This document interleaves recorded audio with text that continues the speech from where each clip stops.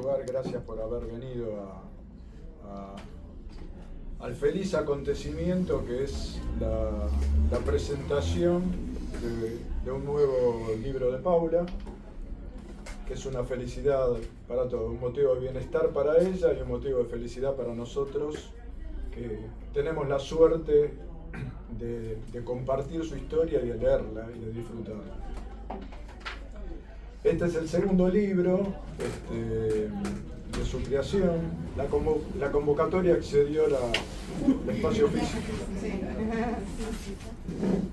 Bueno, les decíamos, el segundo libro de Paula, que en mucho dialoga con su libro anterior, que al que no lo leyó, fervorosamente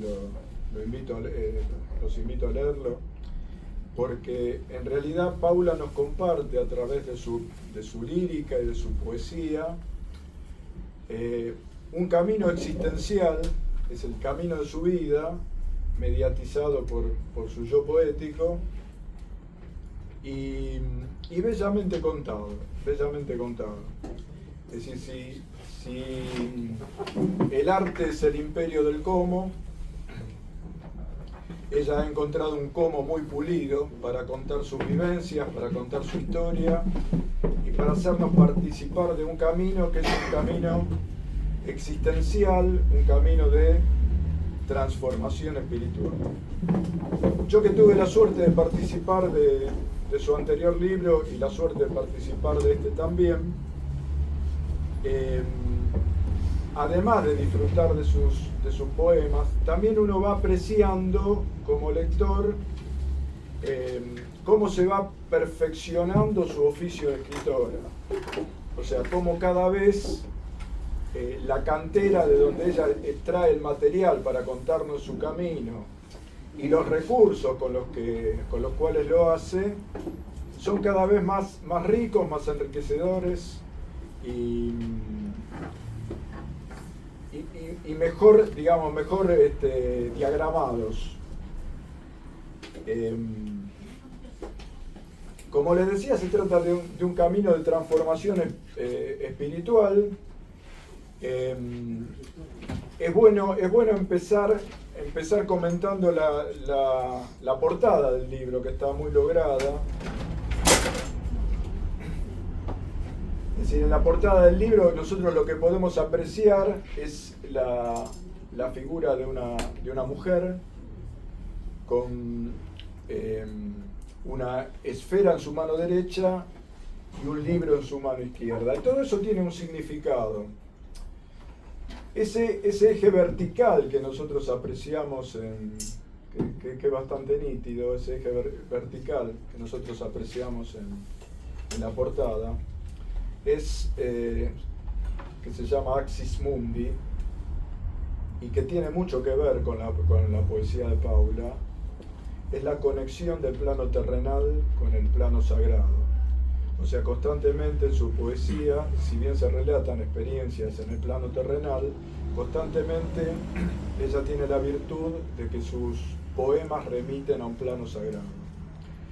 La mano izquierda con el libro que resume las experiencias que se viven en el plano terrenal, y la mano derecha sosteniendo esa esfera con la figura de una mujer que refleja la mujer que la está sosteniendo y que alude a la visión trascendental, a la visión de ese plano sagrado al cual remiten sus experiencias terrenales y su creación artística.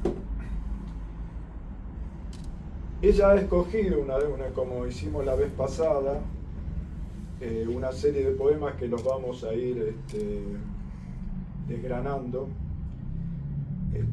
los dos, y como hay algunos que no están en los que ella seleccionó, a mí me gusta resaltar las virtudes de aquellos que ella no ha elegido, porque tienen igualmente, reflejan la riqueza de recursos con los que ella cuenta su historia. Por ejemplo, a mí un poema que me gustó mucho, que está al comienzo, que se llama Transeúnte,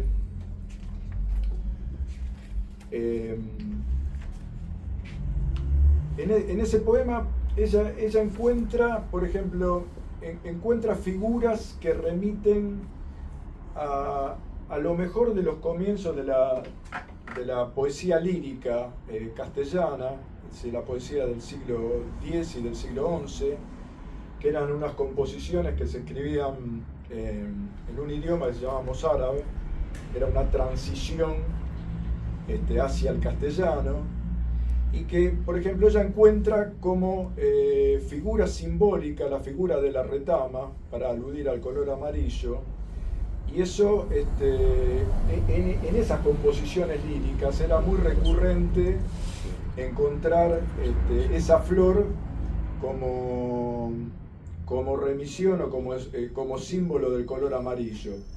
Y este poema, que ella no lo eligió, lamentablemente no lo eligió, pero tiene también ecos petrarquianos, o sea, el eco de como la visión fugaz, la visión fugaz de una persona bella, de una persona que puede ser nada más que un instante en la vida de uno, le sirve como musa inspiradora para desplegar toda una poética, que lo mismo que le pasó a Petrarca con la visión de Laura en el mercado, ¿no? O sea, fue una visión única y temporal, y a partir de la cual él construye toda su gigantesca poesía lírica.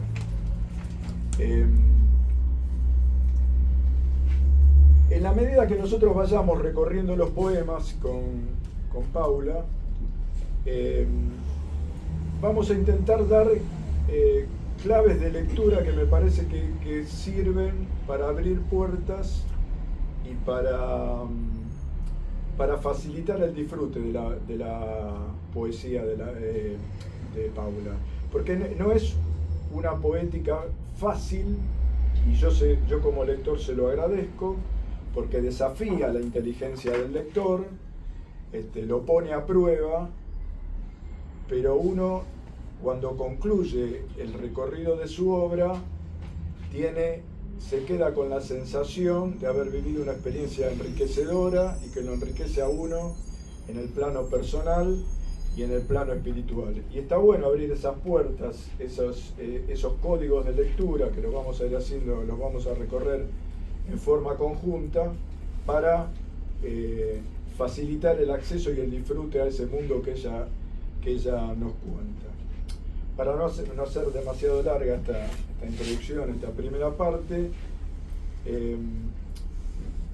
yo leyendo la obra de Paula, me remitió a tres autores. Uno es Milan Kundera, que Milan Kundera decía que seguramente hay en nuestro cerebro un registro de memoria que se puede llamar memoria poética, en la cual quedan almacenados aquellas vivencias, aquellas cosas que nos fascinan y que nos encantan, y que cuando uno toma conciencia de eso que ha quedado almacenado en esa parte de su cerebro, siente que la vida es mejor. Después pensaba en Platón, que Platón, cuando hablaba de la poesía, decía que la poesía es liviana, alada y sagrada. Y cuando uno lee los poemas de Paula, siente efectivamente eso, que es una lírica, una poesía liviana, porque se lee con disfrute, se lee con fluidez, que es sagrada, porque constantemente está remitiendo a ese plano sagrado que se nos presenta como un hecho esperanzador de que hay algo más allá de aquello que nos ocurre en el plano terrenal. Y es alada porque remonta a lo mejor a las alas de lo mejor de su pensamiento. Y también pensaba, finalmente, para terminar, en cómo Borges aludía a la poesía. Borges aludía a la poesía, decía que la poesía es pobre porque no no pide ni exige recompensa. Y yo creo que en todo caso, quienes somos recompensados somos nosotros a través de la lectura, del disfrute de la obra de Paula y de sentir que después de recorrer ese camino enriquecedor, hasta somos mejores personas. Así que eso es todo lo que tenía para decir como palabra de iniciación. Le voy a ceder la palabra a la protagonista, que es Paula. Muchas gracias.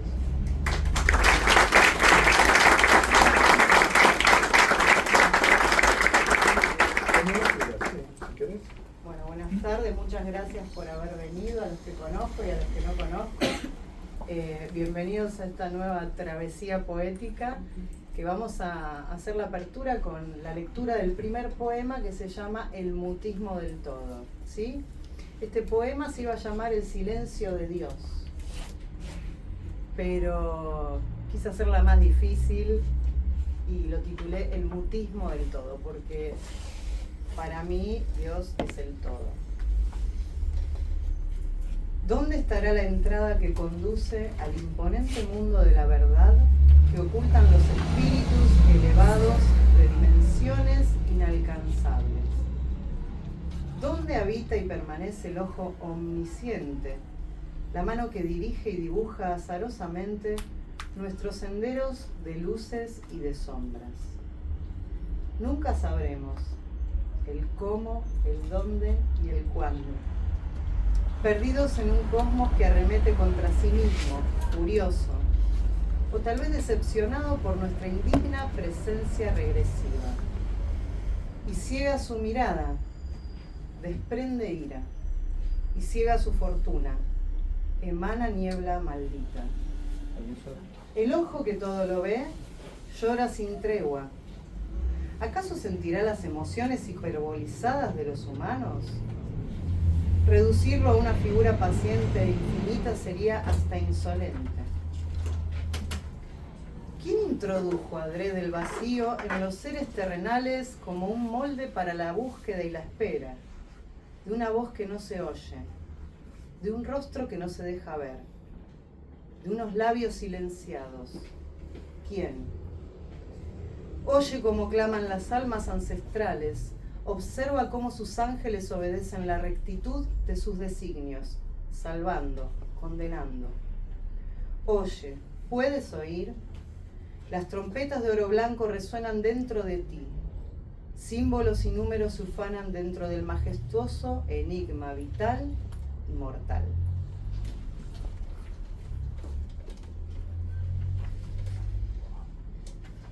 Bueno, este poema tiene mucho de lo que hablábamos antes, ¿no? De remisión a lo sagrado. Yo, por supuesto, les voy a decir los elementos que encontré yo y que seguramente cada uno en su experiencia individual de lector encuentra nuevos elementos. O sea, no es que yo bajo lo único que se puede encontrar. Seguramente se puede encontrar mucho más y lo que no encuentro yo es atribuible a mis limitaciones, ¿no?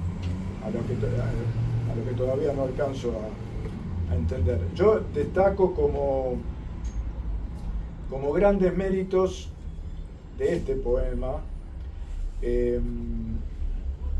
Hay una búsqueda sedienta de la divinidad, pero no es una búsqueda complaciente o sumisa de esa instancia trascendente que desde lo humano necesitamos. Es una búsqueda cuestionadora y eso se advierte desde el principio. Si nos concentramos en el principio, que está muy bien, la forma está muy bien, creo yo, y espero que lo compartan, esa forma de iniciar el poema con dos preguntas retóricas. El dónde está la entrada que conduce al imponente mundo de la verdad, ¿no? que es tan inaccesible cuando nosotros nos planteamos como criaturas humanas muy pequeñas y muy finitas. Y la segunda pregunta retórica claramente es una referencia a Dios, ¿no? Donde habita y permanece el ojo omnisciente. fíjense, la mano que dirige y dibuja azarosamente nuestros senderos de luces y de sombras. O sea, la mano, o sea, aquel que decía Borges, que es Dios, detrás de Dios la trama empieza, el primer motor, el Dios que traza nuestro camino, nuestro destino. E inmediatamente como contraste creativo y contraste filosófico, la segunda estrofa nos remite a nuestra condición de ser demasiado pequeños para aquello a lo que estamos aludiendo, que es nada más ni nada menos que es a la divinidad. Después está el aspecto iracundo de Dios, el Dios de los judíos, el que siga su mirada, el que siga su fortuna, dice, y emana niebla maldita. Fíjense que no hay la visión sumisa de una creyente, hay una, como la mirada de Pascal, una búsqueda sedienta, una búsqueda desesperada de la divinidad.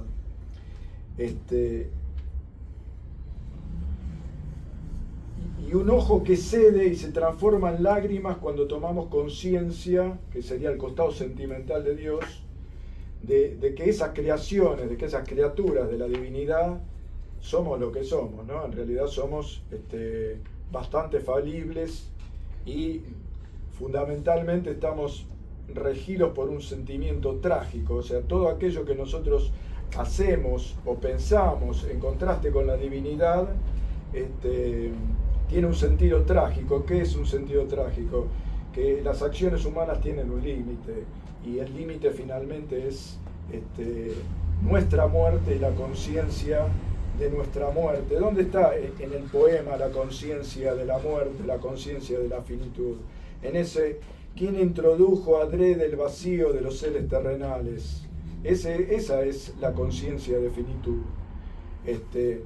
La conciencia de finitud que interpela a lo que Paula decía antes y definía antes perfectamente como el silencio de Dios, la voz que no se oye, el rostro que no se deja ver, los labios silenciados. Eso que estamos esperando constantemente desde nuestra pequeñez que se manifieste y parece que nunca se termina de manifestar. Y como suele pasar en los poemas de Paula, la parte final, la última estrofa, siempre abre las puertas a la esperanza. Acá hay lo que los griegos llamaban un sentido soterológico, es decir, un sentido de salvación, que acá está expresado en las trompetas de oro y blanco, de oro blanco que resuenan dentro de uno, en una alusión al Apocalipsis. Y hasta hay una alusión tangencial, una remisión tangencial a lo pitagórico, porque habla de símbolos y números que se ufanan dentro del majestuoso enigma vital y mortal, o sea, los símbolos y números que se expresan como fundamento de todo lo que existe, de todo lo que nosotros vivimos, ¿no? Bueno, eso es. Los invito a que ustedes sigan encontrando cosas que seguramente las van a encontrar. Gracias, Tomás. Bueno, nada más para agregar sobre ese poema, demasiado, ¿no? Vamos a seguir con un poema muy especial que se llama Misión Incumplida. Y dice así: con su aroma a menta recién cultivada, Yahel se manifestó con agrado cerca de la laguna turquesa. Demoró al joven príncipe Ram, que refrescaba su rostro aniñado en las aguas. Ojos profundos y castaños, delineados por las manos de los eternos dioses. Sonrisa de oro blanco, bucles como un manto color siena. Yahel lo guió para la compleja misión. Pactaron el acuerdo en otoño, su salvación a través del amor y el conocimiento. El príncipe Ram, con su ingenio y belleza, interceptó a la reina de la noche, portadora de un saber luminoso y oculto, frente a la luna nueva. Le pidió 150 noches de aleccionamiento. La reina aceptó el peligroso desafío. Se unieron en cuerpo, alma y espíritu. La reina de la noche abrió su alma, brotaron de ella mares de sabiduría que atravesaron la mente de su discípulo. Y un sentimiento renovado al que el príncipe denominó amor. Mas una noche oscura, Ram perdió el eje de la misión. Su pasión por la reina nubló el objetivo de su pacto original, el de su esencia superior. Hoy, frente al límite de la laguna turquesa, la fuerza del joven príncipe se desarma. La reina se ha ido para no ser testigo de su derrumbe. La salvación fue destronada. El ángel observa atribulado al príncipe deshecho y a la reina muerta en vida un verano.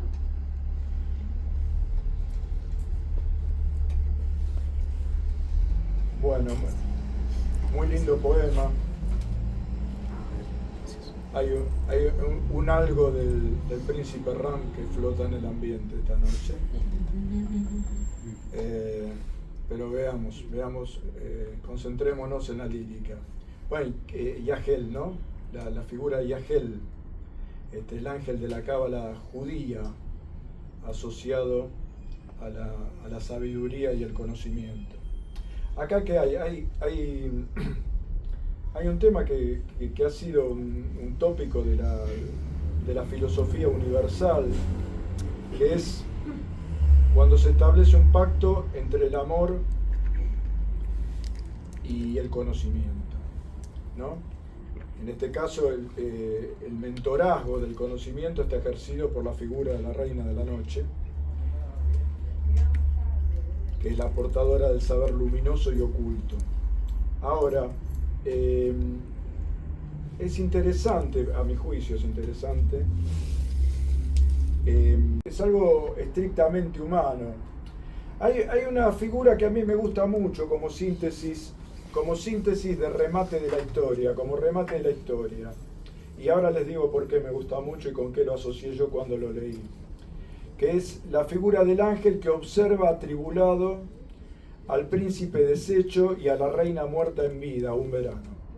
A mí se me vino inmediatamente a la cabeza la imagen de un cuadro, que es el cuadro de un pintor expresionista que se llamaba Paul Klee, y que había pintado un cuadro precisamente que era el ángel de la historia. El ángel de la historia es la figura de un ángel que mira hacia sus espaldas con gesto de terror y descubre, sobre eso se escribieron ríos de tinta e interpretaciones históricas, sociológicas, pero mira con horror que aquello que se había concebido como un destino predeterminado y establecido queda en ruinas, y lo que él observa, observa atribulado, como observa atribulado el ángel de nuestro poema, es que aquello que se había concebido, que parecía un destino natural y un destino prefijado, finalmente no se cumple. Y no se cumple precisamente porque aquello que estaba encerrado en los límites apolíneos, en definitiva, de la lírica, porque la lírica no es otra cosa, lo que hace Paula no es otra cosa que contener a través de su poesía el desborde pasional, el desborde humano del deseo, de la pasión, y eso se ve precisamente en esta historia, excedido por ese desborde pasional, y entonces la historia queda trunca. Bueno, eso es todo lo que hemos encontrado acá. Y bueno, para agregar sobre este poema, Misión Incumplida, es un poema que primero fue poema y que luego yo realicé un relato, ¿sí?, alegórico llamado El Príncipe Ram, que bueno, los invito después a poder leerlo en el libro, en donde la historia se desarrolla con muchas más características y un desarrollo más interesante todavía, ¿no?, más amplio, por el solo hecho de cambiar de género, ¿no? Al ser un género narrativo tenemos más tela para cortar, entonces los invito a que lo puedan leer.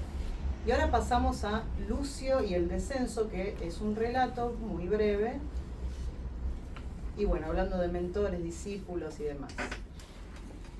Lucio y el descenso. 7 años habían pasado hasta que llegué a su nuevo hogar. Las palabras en su carta me generaron un vacío en el pecho. ¿Lucio me necesitaba después de tanto tiempo? Creí erróneamente que se trataba de su nuevo hogar.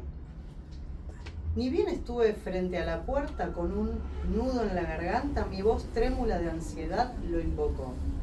Lucio. Lucio abrió la puerta como quien intenta correr una piedra pesada de una cueva solitaria y lúgubre. Has llegado.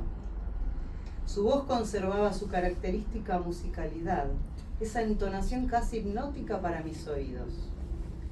Lo miré fijamente.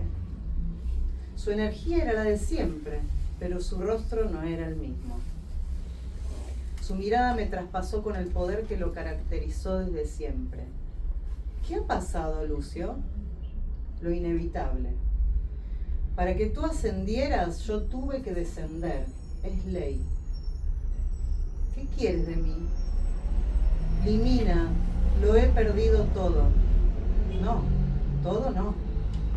Menos a ti, quiero creer. Nunca fui tuya, y si lo fui, tú mismo me has emancipado hace 7 años.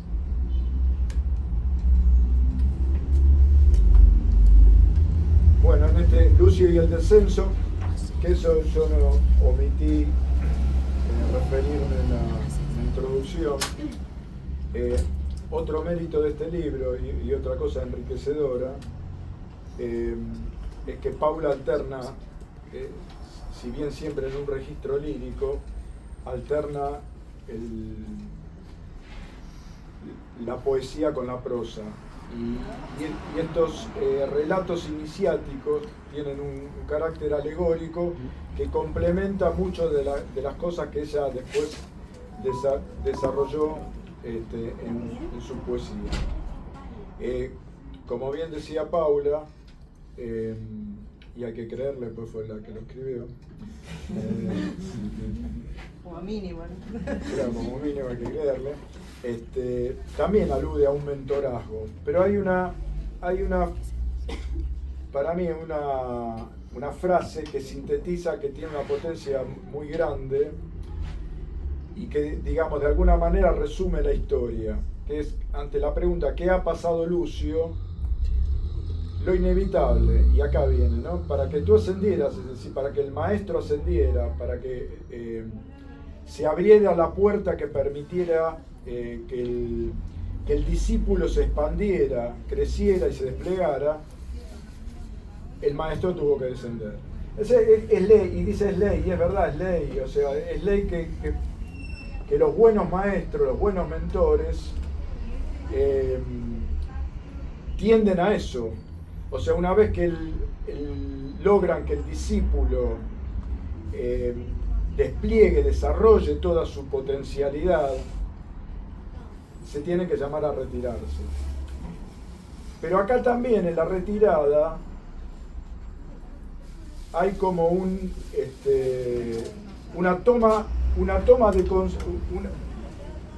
desencanto del maestro, porque el maestro pensó que en la retirada seguía poseyendo a aquella a quien había formado, aquella a quien había digamos, formateado espiritualmente, y digamos, la cúlmine de ese desarrollo espiritual, de ese crecimiento, es la toma de conciencia de la propia libertad del discípulo que se despliega y que crece y que se expande y que hace suya la libertad, que es la ruptura de la dependencia. Así que, bueno, está muy bien.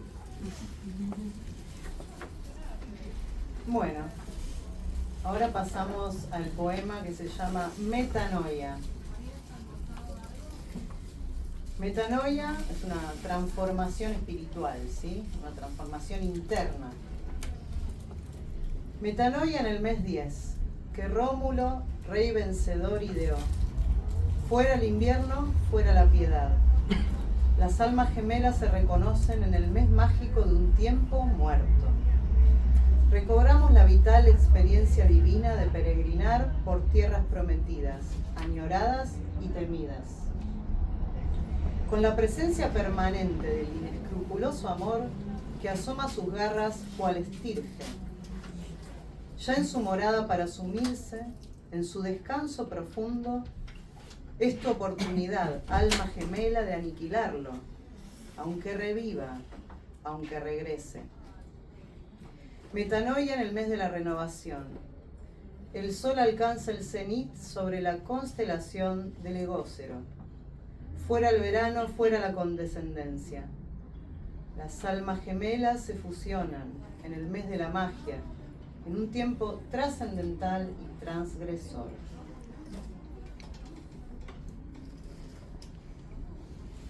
Bueno, Metanoia es un título desafiante, ¿no? Porque ya nos obliga a indagar de qué se trata, o sea, cuál es el concepto de la metanoia. Y como bien decía Paula, metanoia alude a una transformación espiritual profunda y a un cambio de dirección o de sentido existencial. Que acá, bueno, algo sucedió en el mes 10. Que el mes 10, acá me parece, y espero que Paula esté de acuerdo, que hay que aclarar que el mes 10 alude a diciembre, porque en el calendario romano, ¿por qué hablamos del calendario romano? Porque se cita la figura de Rómulo, uno de los fundadores de Roma, ¿no? Y en el calendario romano el año empezaba en el mes de marzo, o sea que diciembre era el mes 10. ¿Qué sucedía en el mes 10? Bueno, hay un encuentro mágico. O sea, cuando se producen esos encuentros mágicos que uno llama acontecimiento. ¿Qué es un acontecimiento? Cuando se produce algo a partir de lo cual hay un antes y un después. O sea, es un momento de ruptura. Y acá el momento de ruptura se produce por el encuentro de estas almas gemelas. Hay un eco platónico en los dos versos que siguen, porque dice: recobramos la vital experiencia divina, y acá donde habría que por ahí centrar la atención, que dice de peregrinar por tierras prometidas, añoradas y temidas. Fíjense que cuando uno habla de tierras prometidas, las tierras prometidas parece que están puestas en un futuro, pero como contraposición de ese futuro alude a añoradas. ¿Cómo añoradas si están en el futuro? Bueno, añoradas porque y eso también hay que descubrirlo en el lenguaje hermético y en el lenguaje simbólico con el que se expresa Paula. ¿Por qué añoradas? Porque siempre está una remisión al principio y a la continuidad de un camino que empezó en un tiempo y que se continúa en esto que nosotros vivimos como nuestra experiencia terrenal. ¿Por qué digo que tiene un eco platónico? Porque cuando uno habla de añorado es porque está a través de su experiencia mundana, a través de su experiencia terrenal, recordando algo que pasó en otra instancia y que tiene que ver con las almas y que tiene que ver con otro espacio que no es el terrenal, y que a partir de que se produce un encuentro en el plano terrenal se revive aquella experiencia que ocurrió anteriormente en otro plano. Lo que sigue es cuando se hace alusión a la presencia del inescrupuloso amor que asoma sus garras cual estirge. La estirge es una figura mitológica que está vinculada al concepto de la amenaza. Este párrafo tiene mucha amiga, porque dice: ya en su morada para sumirse en su descanso profundo, y hay una invocación al alma gemela del encuentro. Es tu oportunidad, alma gemela, de aniquilarlo, aunque reviva, aunque regrese. Si habláramos de algo histórico, sociológico, aludiríamos a la figura de Gramsci, O sea, ¿de qué está hablando Paula en esto? Está hablando de algo que está naciendo a partir de ese encuentro entre las almas gemelas, algo que está alumbrando, pero algo que no termina de alumbrar y que entra en tensión con aquello que es su historia pasada y que no termina de retirarse, que no termina de morir.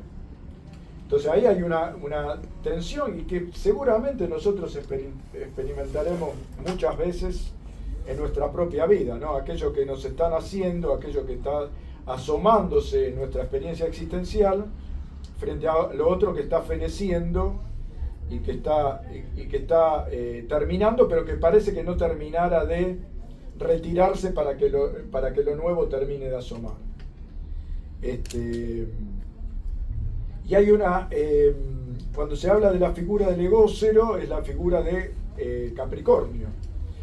El Sol alcanza el cenit en el mes de diciembre, ¿no? El punto más alto. Y hay una interpelación al coraje, una invocación al coraje, cuando se habla, digamos, salgamos de la zona de confort, dejemos de lado la piedad y atrevámonos a concretar aquello que ahora se está dando en el plano terrenal, pero en un plano superior, que es un plano trascendental y a la vez transgresor, que va a terminar con la historia que se fue desplegando hasta ese momento. Bueno, muy bien. Ahora pasamos al poema Fracaso. No, Lecho de Vida. Lecho de Vida. Bueno, este poema se llama Lecho de Vida. ¿Vieron con ese juego de lecho de muerto? Bueno, este es Lecho de Vida. Suspiras cuando te quedas sin oxígeno.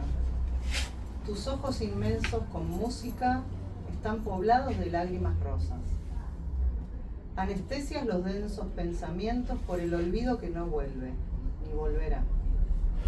En tu lecho de vida ya no te preguntaré si el dolor que me causaste abrió tu herida.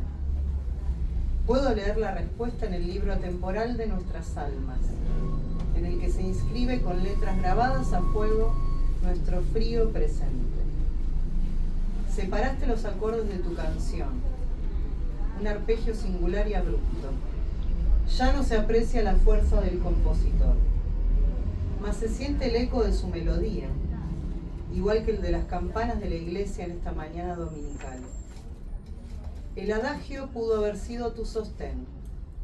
Tu lamento lacrimoso optó por la triste cadencia.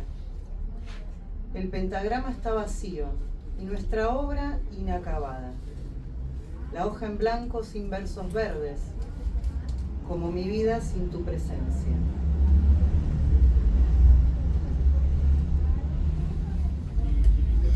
Bueno, yo le dije a Paula que este es el poema que más me gusta del libro. Por una serie de razones, por lo que cuenta, que tiene un fondo de tristeza, por el juego de contrastes que empieza por el título, el hecho de vida, como decía ella, ¿no? Cuando uno habla del hecho generalmente lo asocia al hecho de muerte, pero está bien eso, digo yo dándome la razón a mí mismo, ¿no? El hablar del hecho de vida, porque en realidad está contando la historia de algo que parece un final en un plano terrenal, pero ahora lo vamos a ir desgranando, a ver de qué se trata. Cuando ella insinúa un final, habla de suspiras cuando te quedas sin oxígeno, o sea, esto es como lo contrario a cuando uno da vida a través de insuflar el aliento, y eso lo asocia a dar vida. Acá es como el terminar una historia y el quedarse sin vida se asocia al quedarse sin oxígeno, al quedarse sin aire. Porque en definitiva la experiencia del desamor es algo muy parecido a la muerte. El terrorífico, pero ese desgarro interior que se produce por el fin de una experiencia amorosa lo vive como algo que lo asocia inevitablemente a la muerte. es muy... Me gustó mucho este poema por las figuras con los que se cuenta este final, ¿no? Los ojos inmensos con música, poblados de lágrimas rosas, o sea, ese contraste entre la figura auditiva y la figura visual, las lágrimas rosas.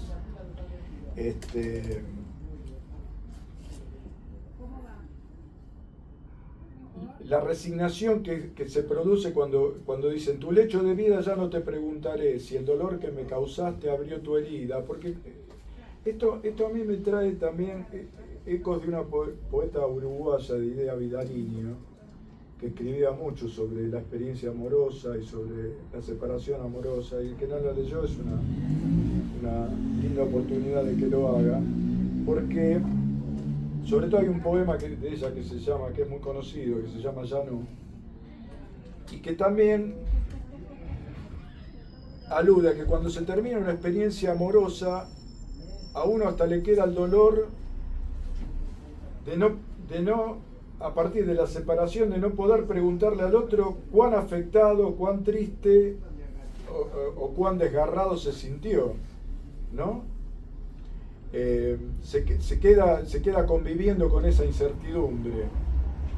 Y acá, como la poesía de Paula remite a lo sagrado,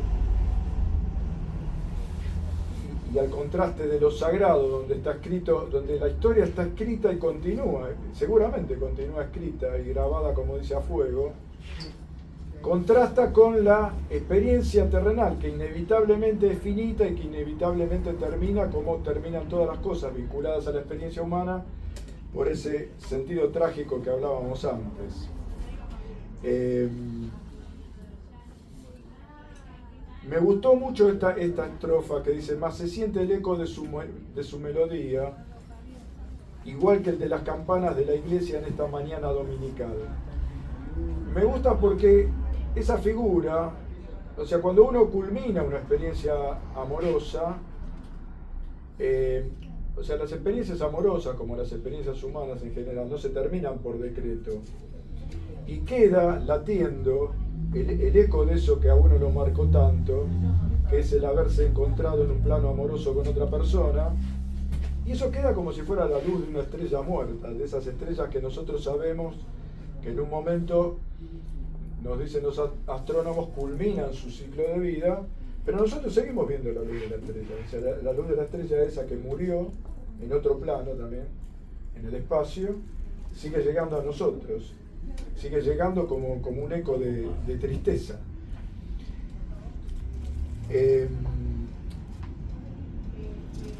Y muy lindo el final, porque alude a un pentagrama vacío y a nuestra obra inacabada, como en general son todas las obras del humano, ¿no? La obra inacabada, dice, la hoja en blanco sin versos verdes, o sea, ese pentagrama vacío asociado a la vida sin la presencia del otro. Y siempre hay, en los dos libros yo lo aprecié de Paula, porque es como un contar que una experiencia se ha concluido, pero tratándose de una experiencia humana, salvo la experiencia de la muerte, siempre está la posibilidad de un renacimiento, siempre está la posibilidad de una esperanza y siempre está la apuesta a que lo que parece terminado y lo que parece acabado renazca de alguna manera, se reconfigure de alguna manera superadora y mejor. Lo que pasa, como buen artista, Paula lo termina en el momento de la separación y de la despedida, porque en definitiva el arte es hijo de la carencia, el arte es hijo del desajuste, el arte es hijo de la tristeza y no de la felicidad. O sea, uno hace poesía porque se siente insuficiente, se siente triste, se siente desencontrado, siente el paso del tiempo y siente la conciencia de la muerte. Y de eso nacen las mejores piezas. La mejor lírica nace de la carencia, la mejor lírica nace de ese desajuste que sufrimos como humanos a partir de nuestra finitud y de la conciencia de nuestra finitud, ¿no? Si uno, es raro encontrar un poema que esté asociado, un buen poema que esté asociado a la felicidad, ¿no? Un poema que se llamara "Qué bien me va con mi novia" sería bastante flojo en ese sentido, porque no tiene la materia de la cual se nutre el arte, que es la carencia. Creo que hay dos antecedentes de poemas que se hicieron contando una experiencia de felicidad presente. Uno, me acuerdo que yo lo estudié en la secundaria, que era el romance del conde Arnaldos. Y hay otro más, pero ninguno trascendió demasiado. Quedémonos, tratándose de la lírica, tratándose del arte, quedémonos con la carencia, que da posibilidad que Paula escriba poemas como los que Bueno, muchas gracias, Omar. Y ahora...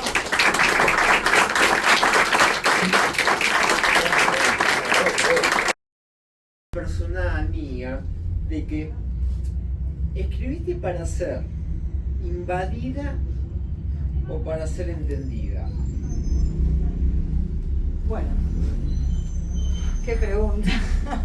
Arrancamos con todo.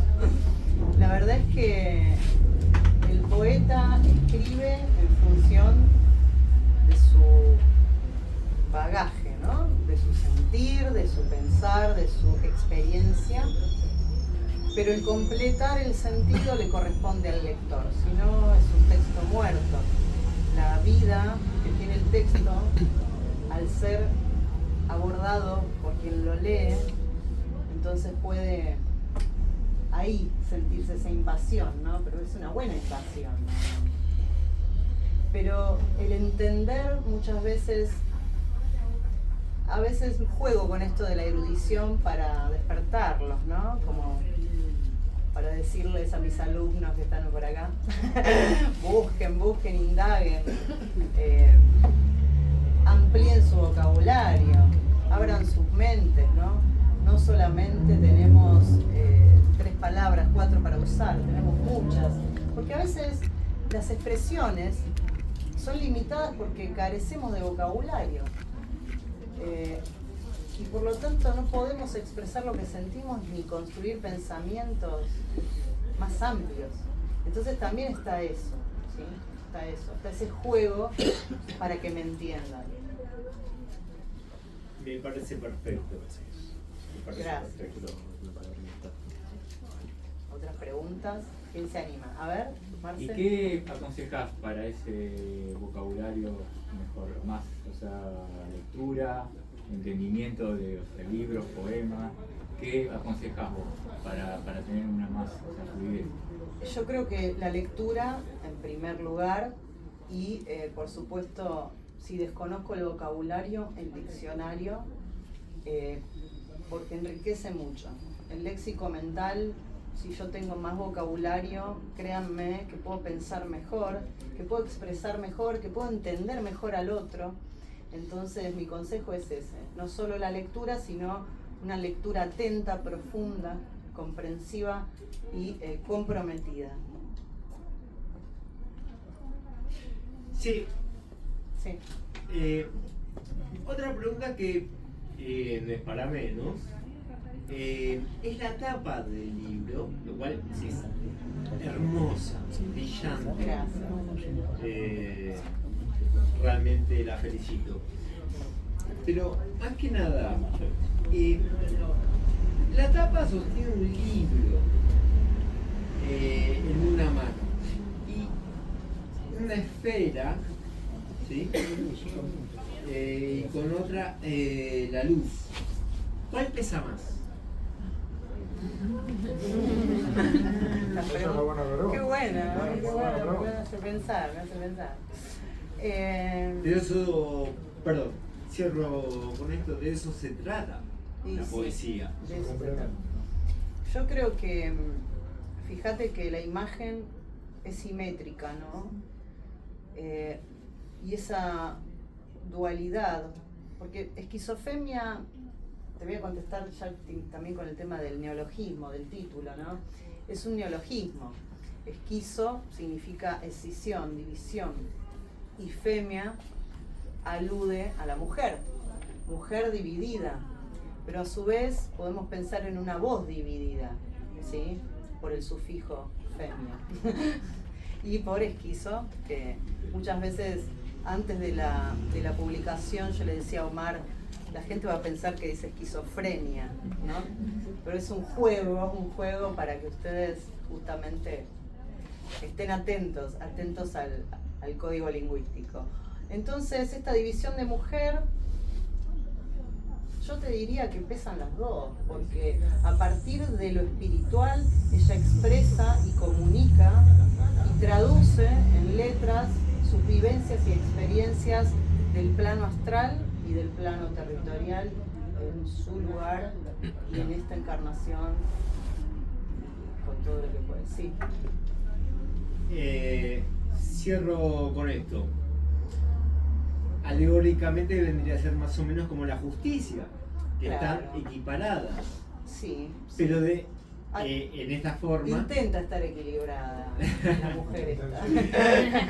Pero de esta forma, pero aquí equiparada de una forma desde el amor, desde la poesía y la gran literatura y la gran pluma y mente que usted tiene. Muchas gracias. He leído como 4 veces.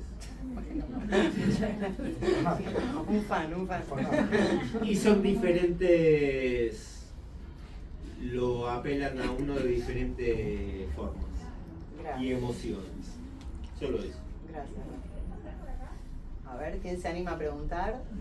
¿Alguna otra cosita? ¿Alguna otra inquietud que hayan tenido? A ver, por acá. Quisiera saber cómo interpretás vos toda esta relación que haces en todos tus poemas sobre lo mundano y lo divino. Esa relación, a veces es ese conflicto, como un conflicto ahí. Y no termino de entender bien si la parte divina es algo, una creencia que te lleva a creer en lo inefable, en lo inevitable, y por otro lado la parte mundana en donde nosotros decidimos las cosas.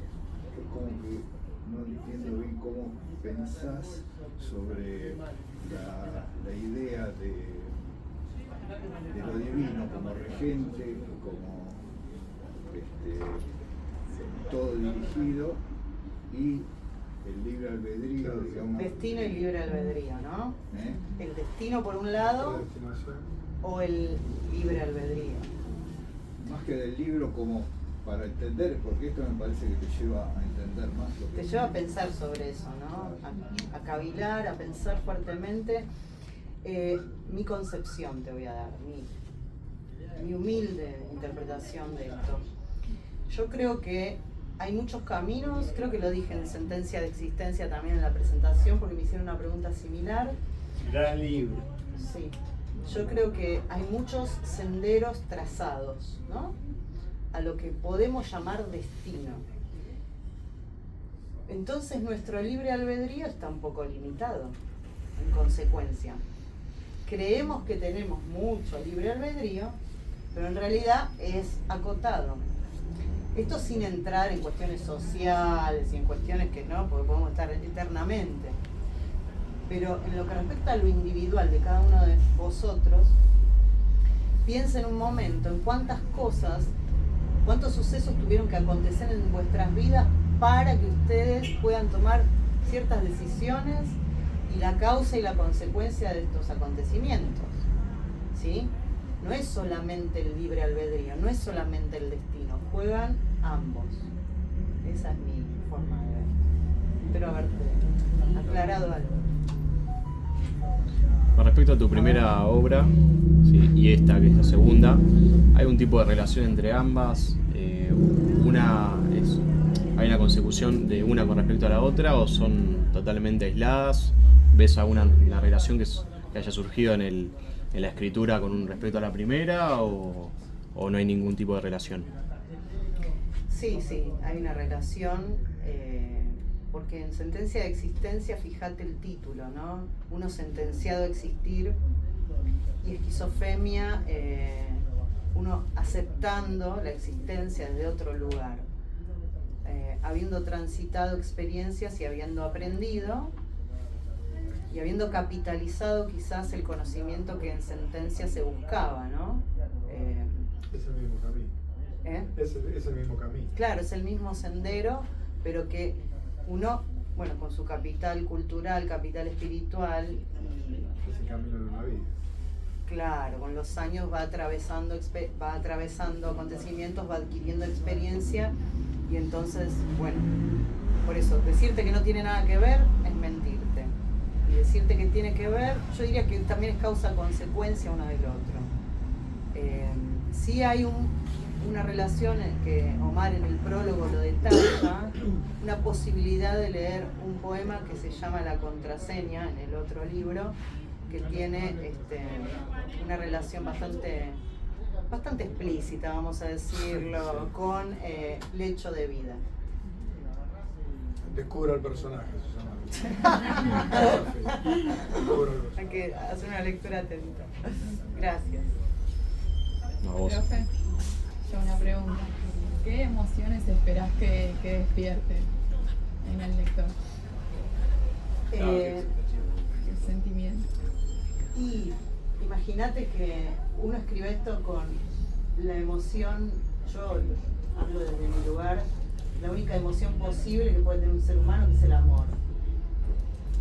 El amor a uno mismo, el amor a los que van a ser los lectores, y al numen y a la musa que ha inspirado, y a cada una de las personas que han inspirado este trabajo.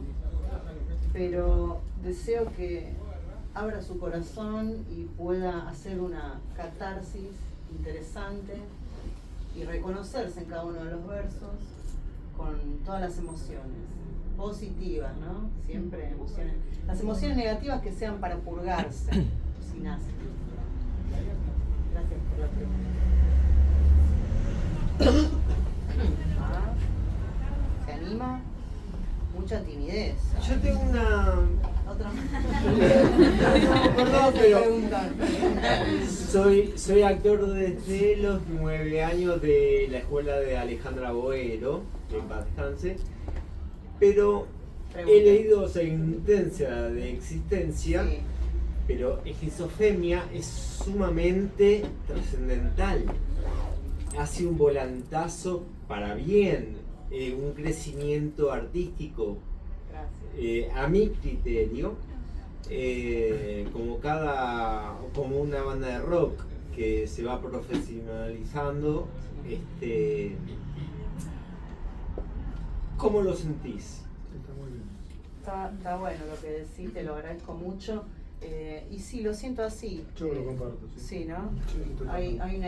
Siento que hay una evolución, hay un crecimiento, hay un artístico, y bueno, creo que tiene que ser así, ¿no? Uno no puede debería evolucionar y no involucionar. Es el oficio de escritor. Claro, el oficio de escritor requiere, es un trabajo, ¿no? Y requiere el compromiso también de elevarse espiritualmente y elevar también la calidad literaria. Sí, el trabajar con símbolos, ¿no? Que es el oficio del escritor, y el saber, perdóname, el saber que, como decía Borges, lo que le pasa a un hombre le pasa a todos los hombres. O sea, uno de alguna manera, en lo que escribe, está representando a lo que las historias y lo que le ha pasado a mucha gente.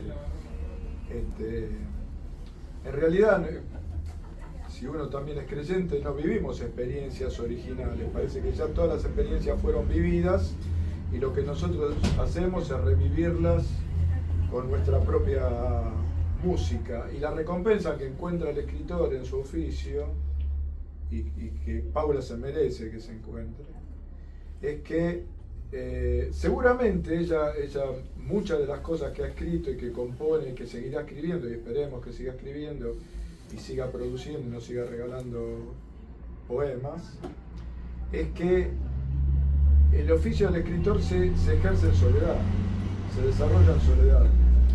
Y cuando alguien viene y le dice que lo leyó y lo reconoce en un poema, la felicidad y la satisfacción que produce en el escritor es que toma conciencia que en ese momento de creación en el que él pensó que estaba solo en el universo y que vivía una experiencia de soledad, en realidad no estaba tan solo, porque había otro que le estaba pasando lo mismo y que tuvo que leer su poema, o tuvo que leer su creación artística para darse cuenta que se sentía representado y que lo compartía. ¿Le puedo hacer una pregunta? Sí, claro. El tema de lo espiritual, ¿no? Sí. ¿Usted ha tenido alguna experiencia como para poder, usted dice que un segundo plano, Sí.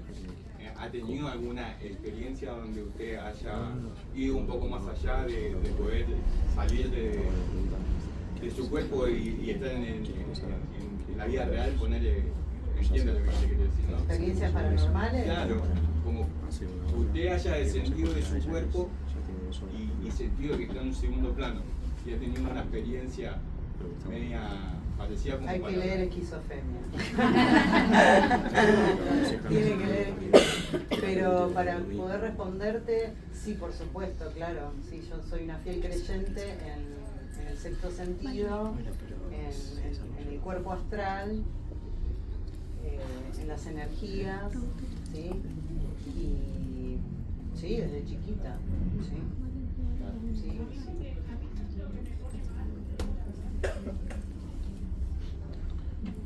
Así que, bueno, el libro tiene, por supuesto, como siempre les digo a mis alumnos, una construcción ficcional, que es el yo lírico, un escritor, en este caso una escritora, que soy yo, pero siempre hay del escritor, ¿sí? No es que es mi vida, hay mucha ficción, pero en este caso sí se ve muy plasmado esto de los planos, ¿sí? Sobre todo en la búsqueda del conocimiento, ¿no? Con el mentor, con el discípulo, y en este, para que vos asciendas, yo debo descender. ¿Alguna otra pregunta? Hay un texto que hace referencia a Rómulo, y Sí. Rómulo también está vinculado a la tradición. ¿Hay alguna tradición? ¿Cuál es la tradición? La traición. Por eso también se habla de la estirge, ¿no? En ese que cuando se cita a Rómulo, no es azaroso, o sea, está justamente pensado para esa lectura que vos hacés. Se espera la traición, por eso está la amenaza, dice Omar, ¿no? En su lectura de la estirge, de este animal que chupaba la sangre de sus víctimas, ¿no? Espantoso. Pero, sí, aquello que está agazapado desde el pasado y amenaza a eso que está alumbrando en el presente. claro, esto que no termina de nacer. Dando a luz, claro. Pero, ¿por qué? Porque siempre está el lado B, ¿no? Siempre está la parte oscura, la dualidad. No podemos ser tan románticos en el sentido de pensar que todo es luz. No, la dualidad es permanente, ¿no? Luz y oscuridad. Entonces, esa es la alarma, ¿no? Uno espera la traición, pero le pide con ese vocativo al alma gemela el auxilio para que no ocurra.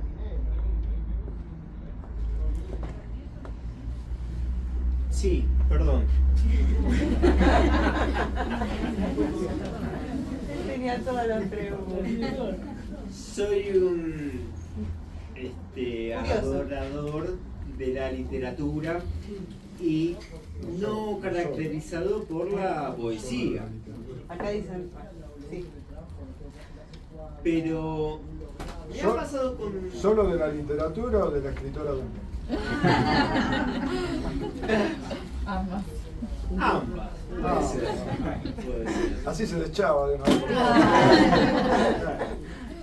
Pero volviendo al tema, una vez leído, lo ve de un modo. A la segunda, uno lo ve desde otro punto de vista, lo interpela desde otro punto de vista. Mueve emociones, toca nervios, diferentes nervios. Tercer leída, otra visión, otro entendimiento y otra elucubración, si se quiere.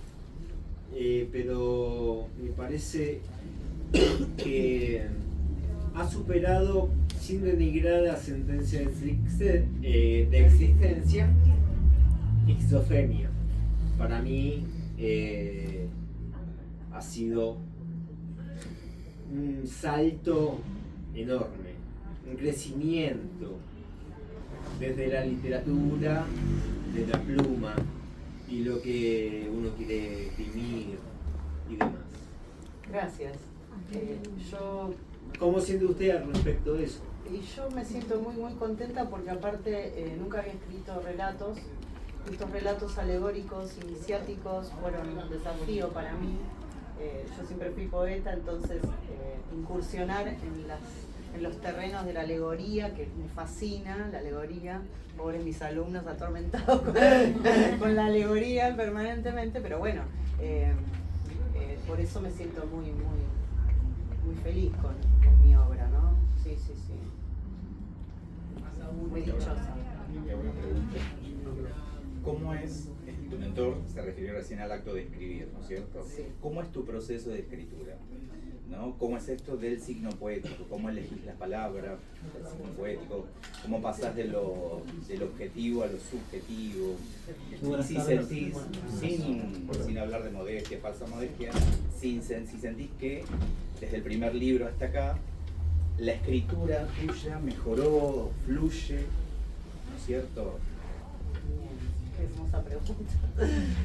Bueno, primero sí, siento que mejoró muchísimo, que fluye y que mi proceso de escritura siempre, como decía acá Omar, surge con una cuestión de los momentos down, ¿no? Cuando uno está atravesando duelos, dolor, tristezas. Para serte completamente honesta, son los mejores momentos en donde uno se sienta y dice: tengo que escribir, tengo que transmutar este dolor en palabras y que le llegue a la gente para no sentirse tan sola, ¿no? Y después se toma con mucha seriedad porque uno quiere aprender mientras está escribiendo y buscar precisamente, o sea, las palabras precisas, pero también hacer referencias. Y en esta búsqueda de hacer referencias, uno tiene que leer,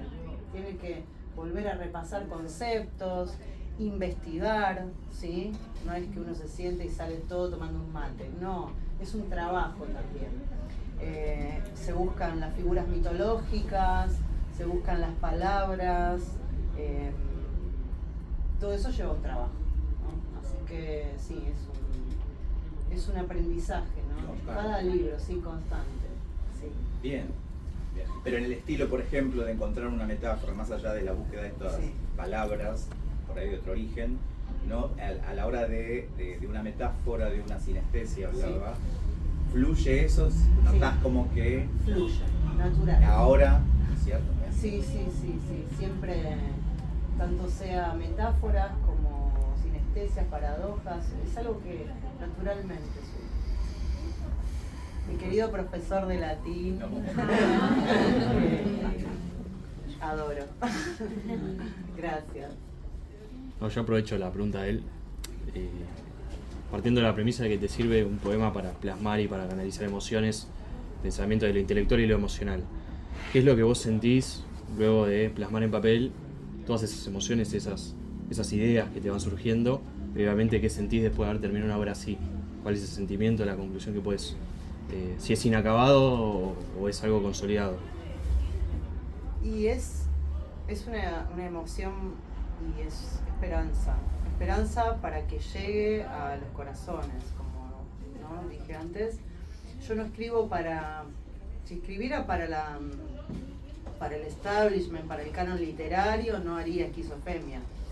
Escribo para un grupo muy selecto que tenga ganas de ser desafiado intelectualmente, que tenga ganas de conocer de esoterismo, que tenga ganas de conocer de historia, hasta te diría de geografía en algún poema, que tenga ganas de conocer la psiquis humana, que tenga ganas de conocer un montón de facetas de la vida y que también no pierda la esperanza, ¿no? Como no la pierdo yo, en que hay un más allá. No todo termina en la tumba. No todo termina en la tumba. La vida no tendría sentido si fuera así. No lo tendría. Yo hablo desde mi creencia, que yo soy reencarnacionista, pero esto se aplica a un cristiano, a cualquier religión. Somos cuerpo, alma y espíritu. Entonces, siempre ese es el objetivo, ¿no? También, dejar de manifiesto eso. No sé si ya... Sí. Bueno, justamente siguiendo este hilo, o sea, cuando vos escribís, ¿viste? Sí. O sea, sentís como quizás una posesión de algo, como que te, digamos, nos salen algunas, o sea, frases o algunas cosas que vos decís, wow, mirá lo que me salió, mirá lo que estoy escribiendo, o es todo experiencias, ¿viste? Que uno ha vivido, o hay un poco de las dos cosas, ¿no? Y viste que ya se habló de la musa y del numen. No lo sé, no sé porque yo cuando trabajo como medium, por ejemplo, cuando leo un registro akáshico, Claro. soy consciente de que soy un canal, pero quizás en la poesía también se filtre algo de eso. No lo hago a propósito, yo pienso que soy yo, que es la escritora que está creando un yo lírico y que por supuesto roba, como los actores roban, ¿no? de las personas, de las distintas personalidades. Bueno, yo voy robando también de muchas vivencias ajenas para construir mis personajes. Sí, también querían preguntar algo. Solamente una pequeña acotación. Bien decía Picasso, un buen artista no pide prestado, un buen artista roba. Sin ser igual. Claro, no. Pero sí, es así. Le añade su... No pedimos prestado a los artistas. Exactamente. Ni avisamos. Decimos. Yo quería saber el tiempo de creación del libro, si alguien o algo trató de lanzar el sueño de terminarlo.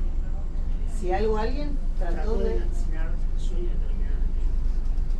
No entiendo. Hay una frase en el libro que dice Lancinar. Lancinar. Ah. Que es Sí. si alguien trató de que esto no se haga. Sí. Bueno, La energía negativa. la energía negativa. Gurdjieff habla de la ley del 3 y la ley del 7 en el enneagrama. Me toco el pecho porque siempre llevo un enneagrama, ¿no? Ahora me está. Pero, para ser honesta, este libro fue escrito en 20 días. O sea, muy poco tiempo. Saben que estaba de vacaciones. Pero es poco tiempo para un libro. Poquísimo. Porque el otro... Mucha inspiración. Porque Claro, mucha inspiración, poco tiempo. Pero sí hubo una fuerza negativa. Estaba citando a Gurdjieff con la ley del 3, fuerza positiva, fuerza negativa y fuerza neutralizante, que es cuando se produce el resultado, ¿no? Y yo, consciente de esa fuerza negativa, ¿qué hice? Puse un súper esfuerzo y lo publiqué igual. Así fue. Disculpe, Porque soy tenaz. lo último, y no molesto más. Gurdjieff, perdón que lo cite, el gran Índigo Solari, que en paz descanse, él fue un amante de Gurdjieff. Como yo. Exactamente. Por ende, la apertura mental y la sabiduría, encontrar la claridad y la sabiduría, hay que darle gracias a Gurdjieff en ese aspecto.